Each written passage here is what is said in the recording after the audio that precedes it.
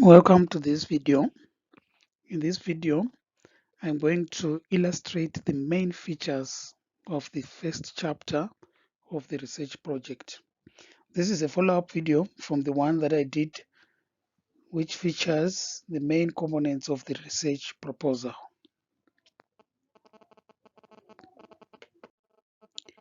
The main components of chapter 1 include the chapter introduction, which we just cite as the introduction, the background of the study, the statement of the problem, research objectives, research questions, the significance of the study, assumptions, delimitations, limitations, definition of terms, and the chapter summary. These are the main components that we expect from the first chapter if you are doing a research project, especially for the BSc honors in psychology. The chapter introduction. This illustrates the major issues that will be discussed in the chapter. It informs the reader on what to expect in this first chapter of the research project. You have to note that most students confuse the chapter introduction, to the introduction of the whole research project. This section should illustrate what will be discussed in that chapter and give a brief overview of what to expect in that particular chapter. The next section, I'm giving you a brief, a typical introduction, what a typical introduction looks like. You can take your time to read. This is an introduction of a student who did a research project on the plight of widows in Mbare. You can see the student illustrated the major issues and ended the introduction focusing on the issues to be addressed. This chapter focuses on the background of the study and defines the problem statement. The chapter also outlines the research objectives, questions, significance of the study, limitations, and delimitations. This is a typical introduction. The next section is the background of the study. Under this section, you highlight the nature of the problem that needs to be explored. It also establishes the contextual and conceptual frameworks that characterize the problem. Finally, the background identifies the gap in knowledge, literature, theory, and how that particular study intends to fill that gap.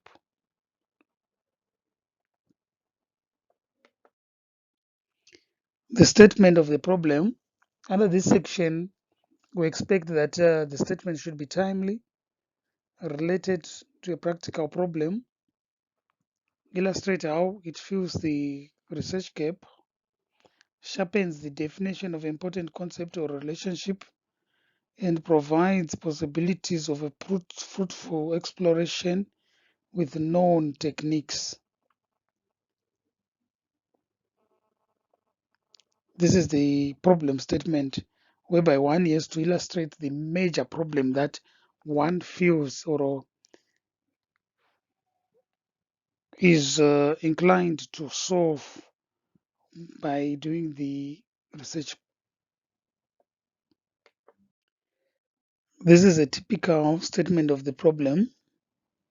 You can take your time to read it and see the main components and how the student managed to capture all the essential aspects that are expected in a typical statement of the problem. In this section, we cover the research objectives. You have to note that if you choose research objectives, you follow them up with the research questions. And if you use hypothesis, you have to prove whether the hypothesis has been nullified or not. And this guide the research and operationalize the research process by identifying the specific aspects to be explored. In this section, I will look at research objectives. So if you are to follow the route of research objectives, you number them as has been alluded.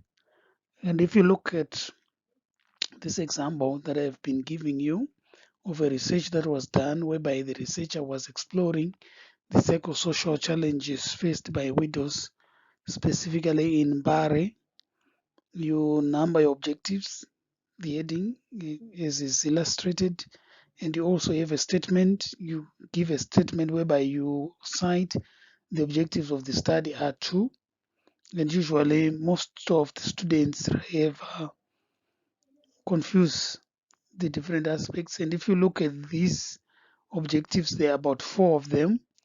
Initially, the researcher was identifying the psychosocial challenges. That's the first objective. The second objective, illustrating the various programs that are used in assisting the widows. And the third objective, the possible ways that could be used to alleviate the plight of widows. And the fourth, identifying coping strategies. If you look at the four objectives, you see that they are interrelated and each one covers a specific aspect that is related to the study. So you have to be specific and ensure that you do them accordingly. It is important to note that there must be a link between the research objectives and the research questions. For example, if you have an objective like the one that I've been alluding to you, uh, the objective is identify the psychosocial challenges faced by widows in Bari. That's the objective. And the research question that is linked to this research objective would read, what are the psychosocial challenges that widows face? You realize the two are linked. And another example, if the objective is reads, identify coping strategies widows adopt to adjust with their conditions after the death of their husbands. This is the objective. The research question would read, what are the coping strategies used by widows in dealing with widowhood stress? So you have to realize that the two have to be linked. Most of the time, you have a research objective that is no relationship at all to the research question, and that is a problem. So you have to note that the two have to be linked so that the research is clear and is coherent. It is very important. The next stage is the significance of the study. For this section, you have to show why the study deserves to be undertaken. And you have to illustrate the various stakeholders that are set to benefit from the study. In the example that I have been given, the various stakeholders may include the widows, the researcher himself or herself, the community. In this case, if the research was being carried out in Bari, anyone in Bari might be an interested party and might benefit from the study, particularly if they are widows. And also, if we look at widows as a ministry, the ministry that is usually responsible for them, the Ministry of Social Welfare, they are also an interested party, and you have to illustrate why each of these various groups are said to benefit from the study and how. Assumptions are also another important aspect of the first chapter of the research project, and assumptions guide the study. The researcher usually has to make assumptions related to that particular study, and these assumptions enable one to carry out the study. For example, if one is carrying out a study related to employees' code of conduct at an organization, one of the assumptions will be that the study will assume that service providers are carrying out their duties satisfactorily, and that the other assumption would be that all employees are observing the code of conduct in the workplace, and that all participants are going to respond to the research instruments without any problem. So these are the assumptions that one has to make before he or she starts to carry out the study, and they guide the researcher. The next section is the delimitation, and these delimits the physical and conceptual boundaries within which the study will be taken. One might say, for this particular study, I am only focusing on rural schools or urban schools. So, in a way, the researcher delimits himself or herself to a particular section. The limitations are also important, and these are particular situations or concerns that a researcher identifies is beyond his or her control, but which are likely to influence the research results, thus affecting its validity, reliability, and generalizability. In this COVID era, there are so many students or researchers who would have thought that they would have wanted to carry out their studies probably in rural areas, or carrying them out with quite a number of schools.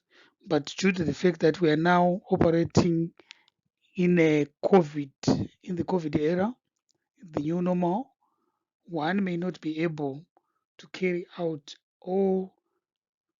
the intended uh, all the intended schools. So whereby one would have targeted 100 schools, one may end up with 10 schools. So it becomes a limitation in terms of collecting data. So one has to point out all these constraints under the limitations. The definition of terms is another important aspect, whereby the researcher identifies those terms and constructs that are subject to varying and conflicting understanding and explains them within the context of the study. I'll show you an example. For the research, whereby one was carrying out a research illustrating the psychosocial challenges of widows, one is to define what he or she means by psychosocial, vulnerability, widow, and also widowed.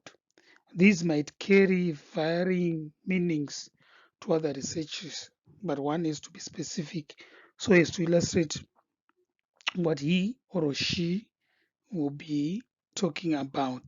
So you have to be clear and define each aspect as it relates to your study. The chapter summary is the last section of the chapter one, and basically you have to summarize all the issues that you have discussed in this whole chapter. I've given you a, a chapter summary of a research that was done by a student. The chapter summary discussed the background of the study, statement of the problem, research objectives, research questions, the significance of the study, assumptions. Basically, one will be summarizing all the aspects that have been stated in the chapter, And as you finish the paragraph, the last paragraph is to last sentence really is to illustrate that is to show the linkages between the chapter 1 and the next chapter, whereby you'll be saying in the next chapter the researcher will focus on the review of related literature. So basically you'll be showing the reader what has been said and what is to be said in the next chapter, sort of a signpost of the issues that will be carried out. So in summary, this video has been about illustrating all the major aspects that are important in chapter 1. Basically, we have to cover the chapter introduction, the background, the statement of the problem, the research objectives or hypothesis if you are to go the route of the hypothesis, research questions if you are to use research objectives, the significance of the study, assumptions, delimitations, the limitations, the definition of terms, and the summary. These are the issues that I've been discussing throughout this video. Thank you for your time and thank you for listening. If you have any questions, you are free to write your questions under the comment section. Questions, issues, queries, anything related to this video, you are free to cite. And thank you for listening and watching.